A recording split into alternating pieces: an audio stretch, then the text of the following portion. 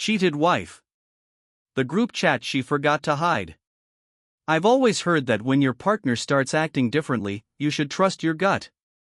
But I didn't want to. Not with her. Emily and I had been married for 6 years, comfortable years.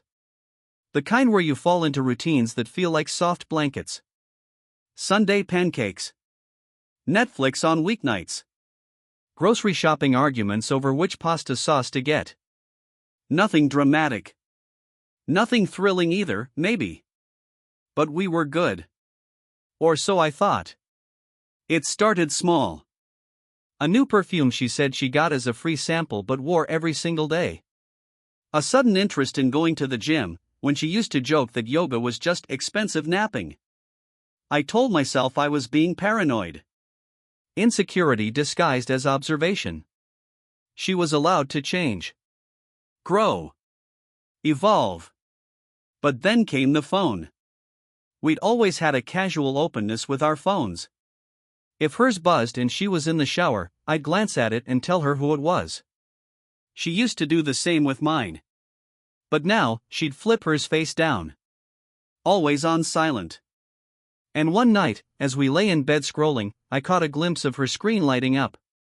The notification preview just said, "Tyler, that thing you did with your," before she tilted it away like it had burned her.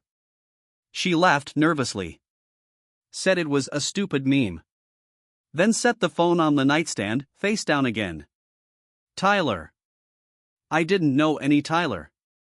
And when I asked casually, she said it was a guy from her book club. He's married, she added too quickly, as if that should put me at ease.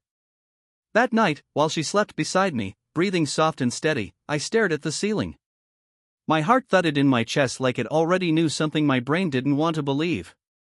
I didn't want to be that guy. The jealous husband snooping through texts. But something had shifted. Something real. And I wasn't ready for how deep this rabbit hole was about to go. It wasn't just the phone. I started noticing everything. The late night showers. The sudden urge to wear lipstick for her girl nights. How she hummed while getting dressed. Emily never hummed unless she was really in a good mood. And it wasn't a mood I'd put her in. Not lately. One night I asked her, jokingly, should I be worried about this Tyler guy? She laughed too hard. Like, too hard. What? Are you serious? She said, half shouting over the blender as she made one of her new kale protein something smoothies. He's just some guy who overanalyzes every book we read. It's annoying, actually.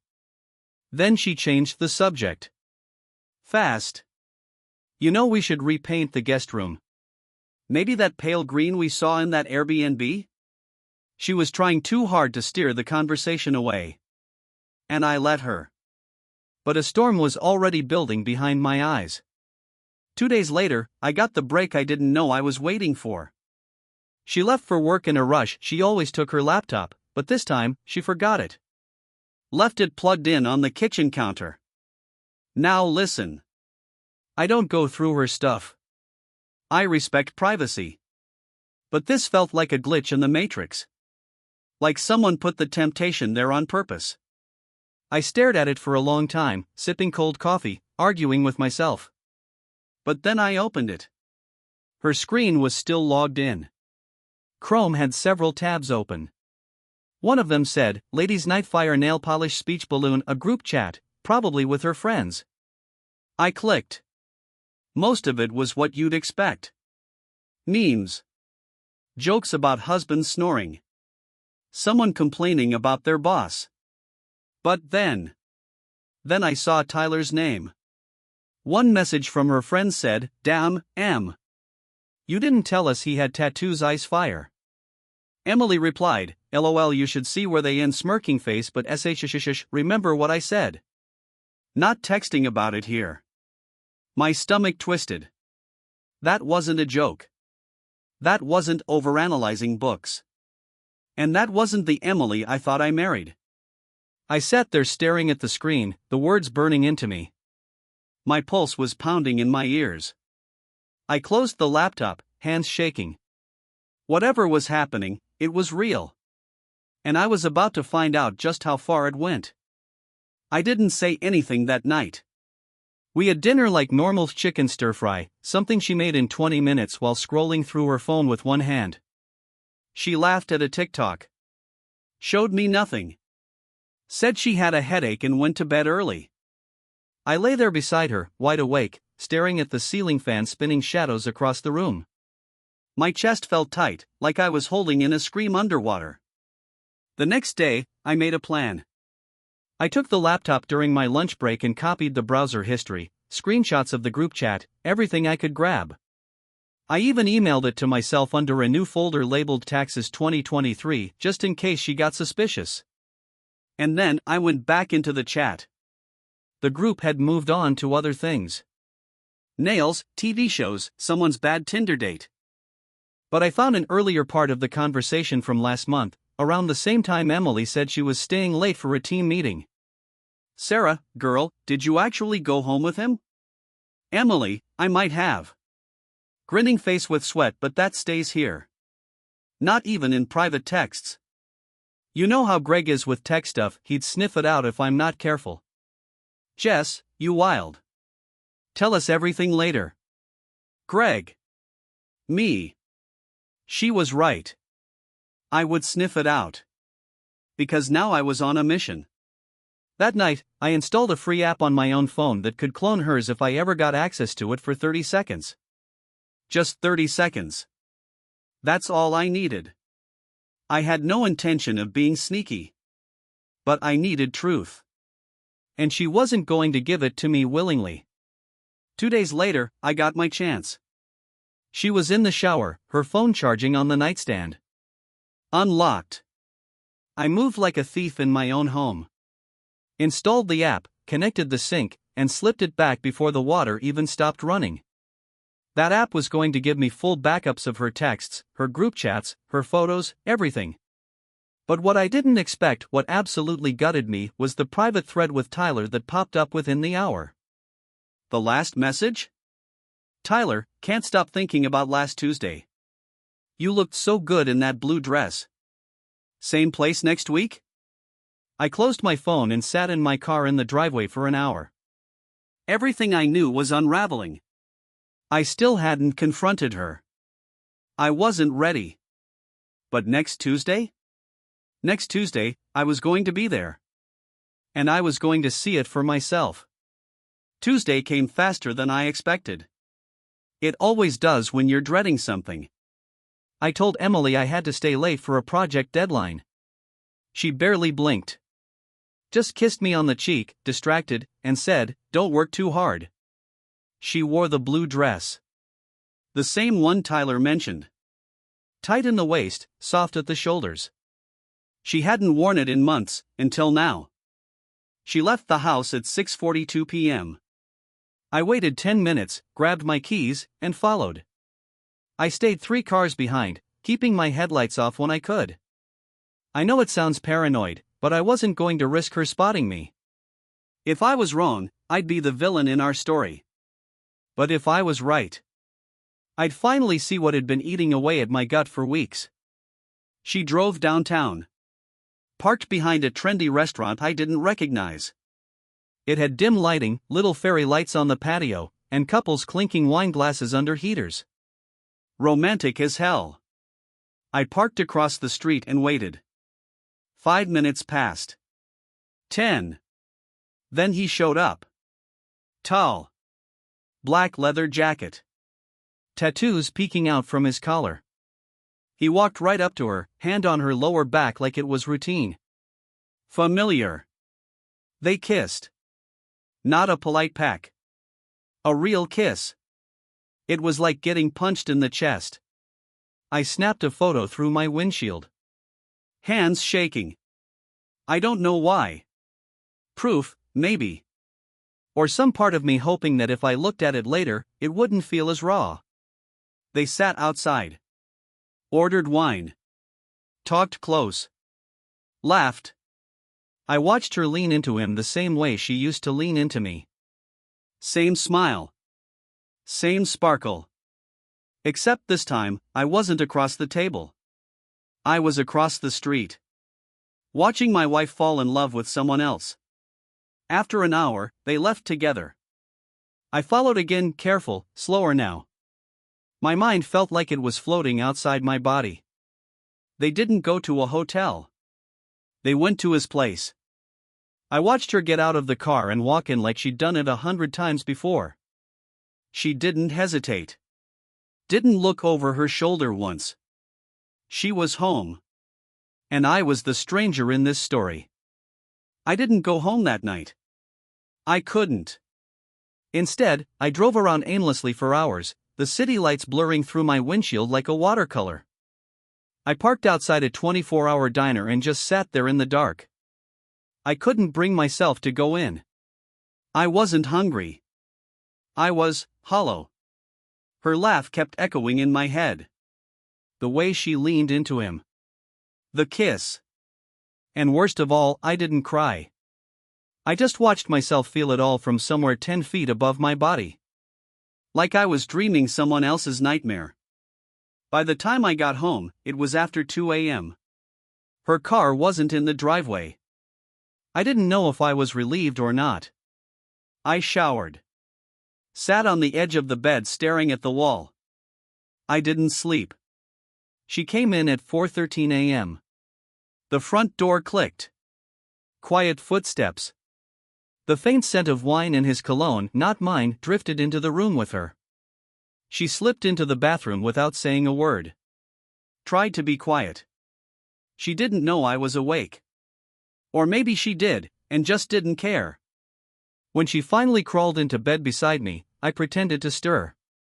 "Hey," I mumbled, keeping my voice groggy. She kissed my shoulder.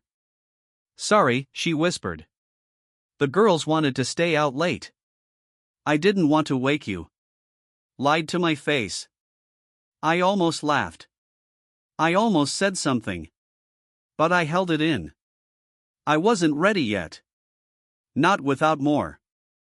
So I started documenting everything. Quietly. Deliberately.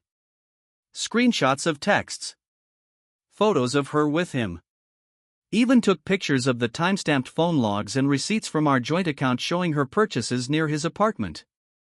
I wasn't just angry, I was preparing. And then came the idea. Something cold. Tactical. I told her I had to travel for a client meeting the following weekend out of state.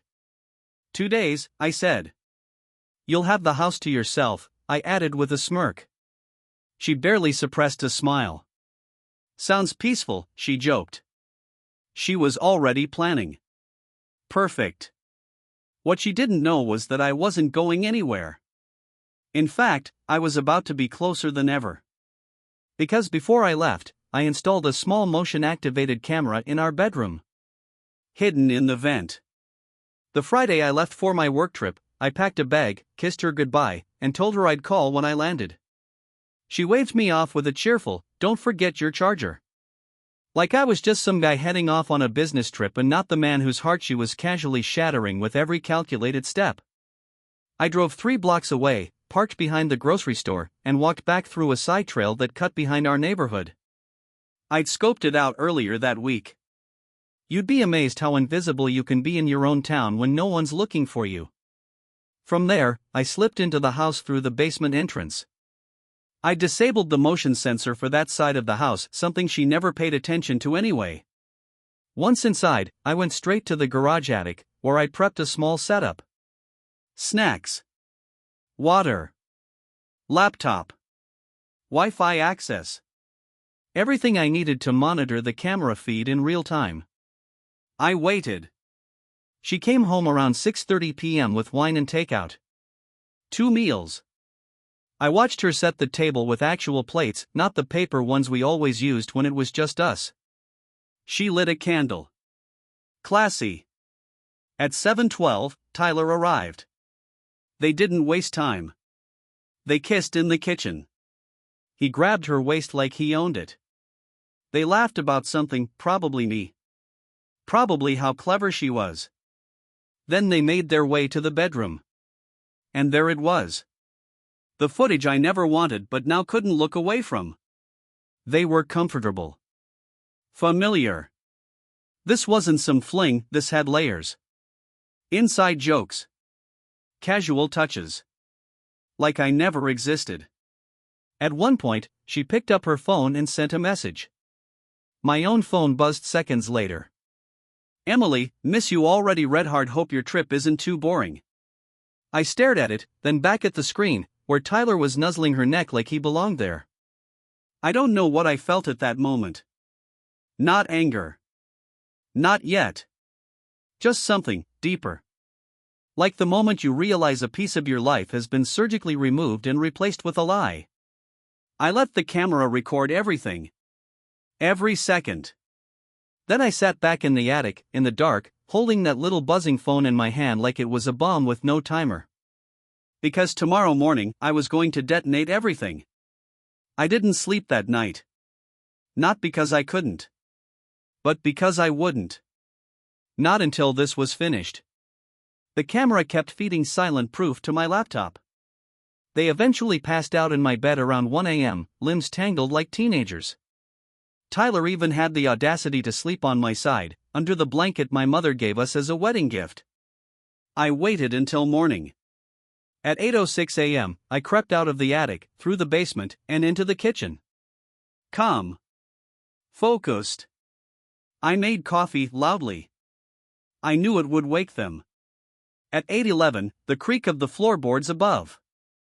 Then hurried footsteps. The sound of the bedroom door slamming shut. Whispers. Panic. Perfect. I sat at the kitchen table with 2 mugs of coffee and the folder of printed screenshots, time-stamped footage stills, and the flash drive with video files neatly tucked in.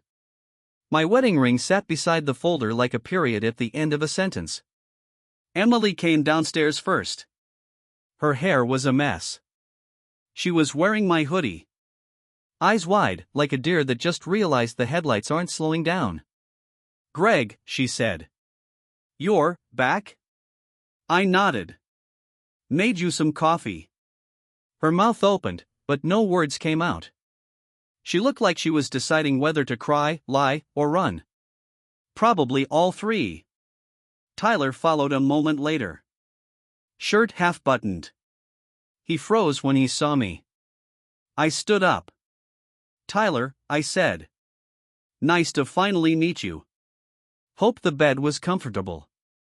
He looked like he wanted the floor to eat him alive. I didn't know. That she was married? I cut in. No worries. You'll have time to process. I slid the folder toward Emily. This is everything. Messages. Photos. Videos. I made copies for the lawyer too, just in case you're wondering. Emily looked like she'd stopped breathing. I didn't yell. Didn't throw anything. I just let silence do the work. Then I added, I've already filed. The lawyer will be in touch. You can keep the house, Tyler seems cozy here. Neither of them spoke. I grabbed my keys. Picked up my ring. Walked to the door. But before I left, I turned back and said something I hadn't planned on. I would have forgiven you if you'd just told me the truth. And then I walked out.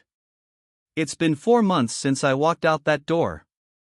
4 months since I watched the woman I thought I knew turn into someone I'd never seen before. It still hits me in waves, usually at night, when the house is too quiet and the smell of her perfume pops up from a random hoodie I forgot she wore. I stayed with my brother for a bit after everything went down. Slept on his couch, drank too much beer, watched too many reruns of dumb reality shows just to shut my brain off. He never pried. Just handed me the remote and a blanket and let me be. Sometimes silence says more than sympathy. The divorce moved quickly. She didn't contest a thing. I think she was too ashamed. Or too relieved. The one twist? Tyler ghosted her.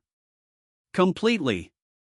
2 weeks after the confrontation, I got a message from one of her old friends, Sarah, the one from the group chat. She said Tyler disappeared. Blocked Emily on everything. Even quit his job and moved out of state. Apparently, he had a fiancée. Yeah. Turns out Emily wasn't the only one living a double life. Sarah told me Emily was spiraling. That she cried for days. That she said losing me didn't hurt until she realized she'd never really had Tyler either. She lost both realities, one to betrayal, the other to fantasy. I didn't reply to Sarah. I didn't need to. Now, I'm living in a small apartment across town. It's nothing fancy.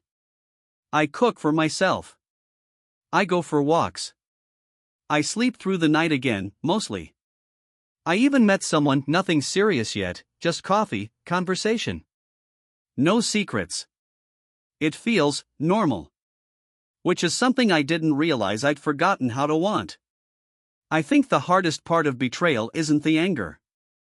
It's mourning the version of the person you thought they were. The grief isn't for the marriage, it's for the illusion. But I'm not bitter. Not anymore. Because sometimes, when everything burns down, you see how much weight you were carrying just to hold it all up. And now I walk a little lighter.